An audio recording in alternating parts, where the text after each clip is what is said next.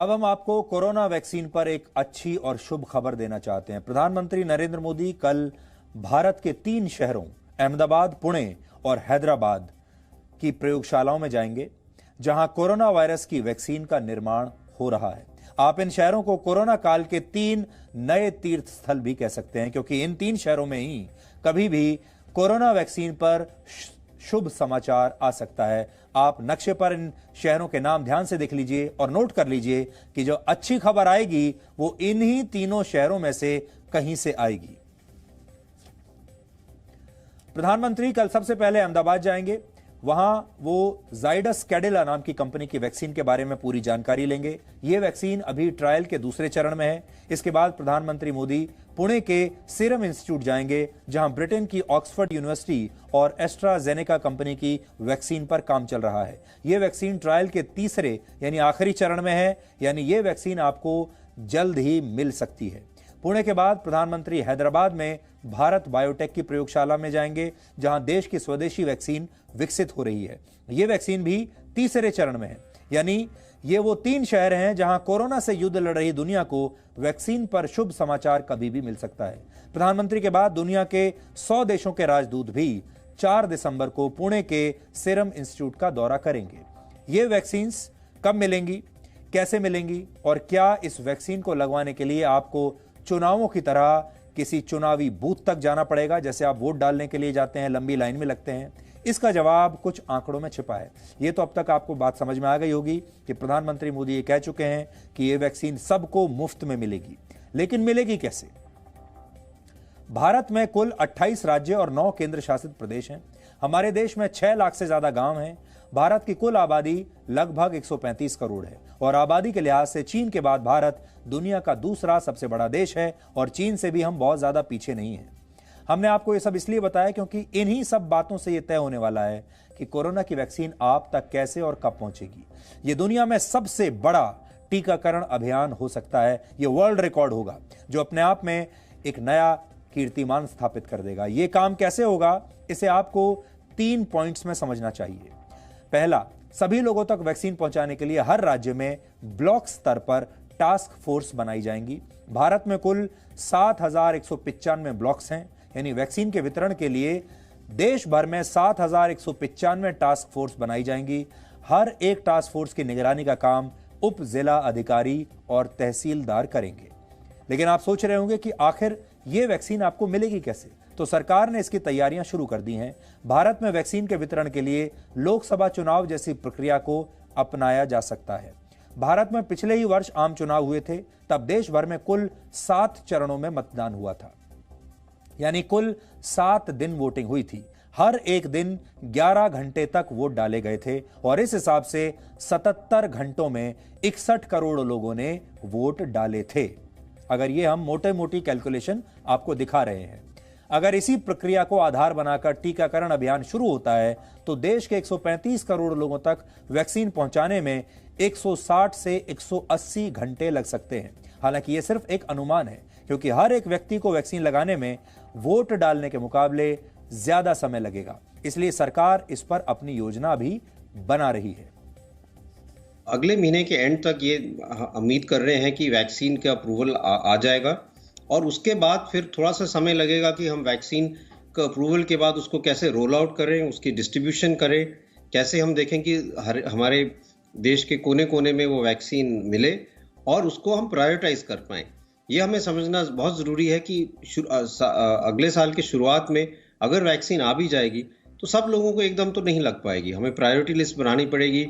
चाहे हम कहें कि जिन लोगों को हाई रिस्क है, डेथ्स हमें कम करनी है। कई मॉडल पे बहुत चर्चा हो रही है कि ये कैसे किया जाए। इलेक्शन पॉइंट ऑफ व्यू से बूथ बनाए स्कूल्स में और वहाँ पे हम डे फिक्स कर दें कि इस जगह पे इस दिन वैक्सीन उपलब्ध होगी और जो हमारे लिस्ट में लोग हैं उनको हम ये इन्फॉर्म करें कि आप यहाँ आए, जैसे वोटर आईडी होते हैं, और आपको वैक्सीन सुबह से शाम यहाँ लग जाएगा और एक अभियान इस टाइप का किया जाए। तो कई इस टाइप के मॉडल्स देखे जा रहे हैं, लेकिन ये बहुत ज़रूरी है कि हम इस टाइप का मॉडल बनाएं कि दूर से दूर इलाके में गरीब से गरीब व्यक्ति को वैक्सीन उपलब्ध हो और उसमें कोई परेशानी ना हो, उसको कहीं दूर ना जाना पड़े, घर के पास ही वो जाके अपना इंजेक्शन लगा ले। और उसका हम एक ऐसा सिस्टम बनाएं टेक्नोलॉजी को यूज करके कि जब उसको सेकेंड डोज लगना है तो भी वो उसको पता है कि मुझे उस दिन फिर से आके अपना दूसरा डोज लेना है, जिससे पूरी तरह से उसको प्रोटेक्शन मिल पाए।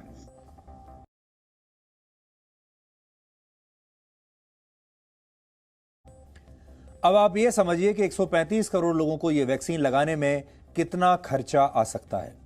इनमें पहले नंबर पर ऑक्सफोर्ड एस्ट्राजेनेका की कोविशील्ड वैक्सीन है।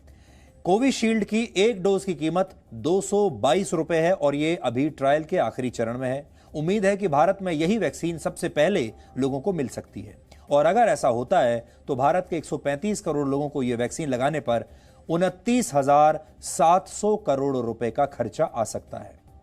भारत में बन रही स्वदेशी वैक्सीन भी इस रेस में शामिल है और इसका नाम है कोवैक्सिन और इसे भारत बायोटेक कंपनी जो हैदराबाद में है वो बना रही है।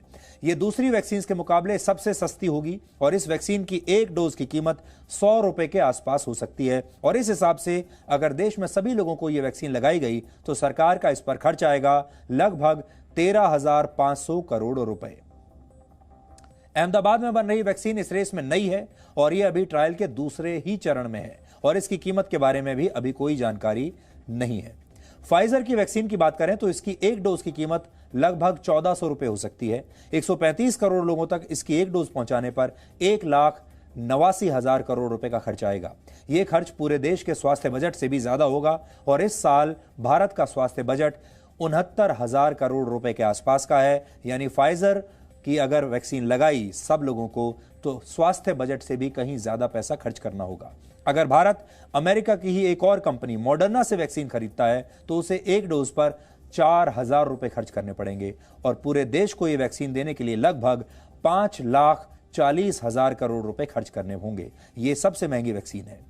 रशिया की वैक्सीन स्पुतनिक वी की एक डोज की कीमत है 740 रुपए और इसका खर्च पूरे देश के स्वास्थ्य बजट से भी ज्यादा हो सकता है।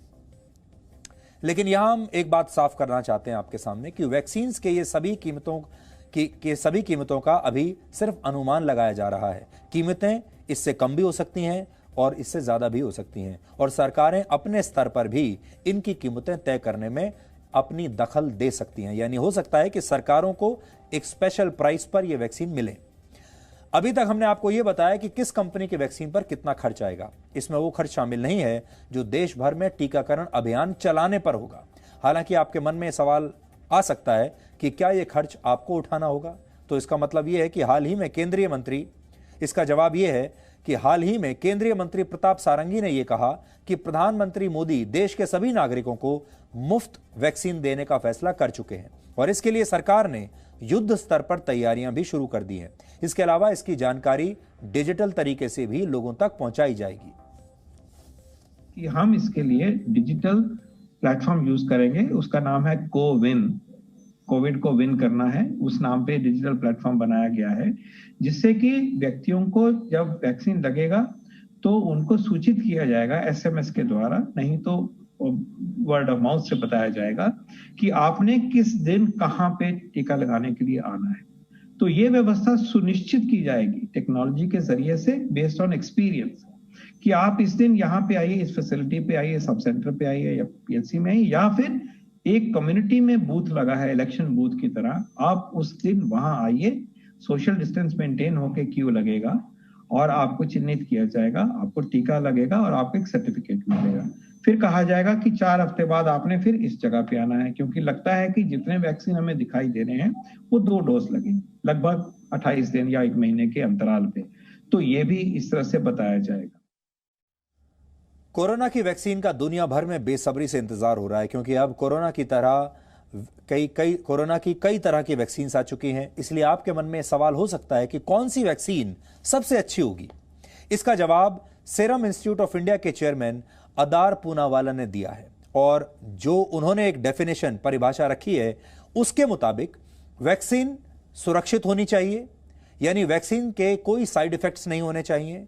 वैक्सीन लंबे समय तक कोरोना वायरस से बचाव करे वो ऐसी होनी चाहिए, उसे आसानी से स्टोर किया जा सके और वैक्सीन इतनी सस्ती होनी चाहिए कि ये सबको लगाई जा सके, यानी सब गरीब से गरीब लोगों तक भी इसे पहुंचाया जा सके, वो इसे अफोर्ड कर पाए। ये उनकी परिभाषा है। यानी जो वैक्सीन इन सभी पैमानों पर खरी उतरेगी वही सबसे श्रेष्ठ वैक्सीन मानी जाएगी।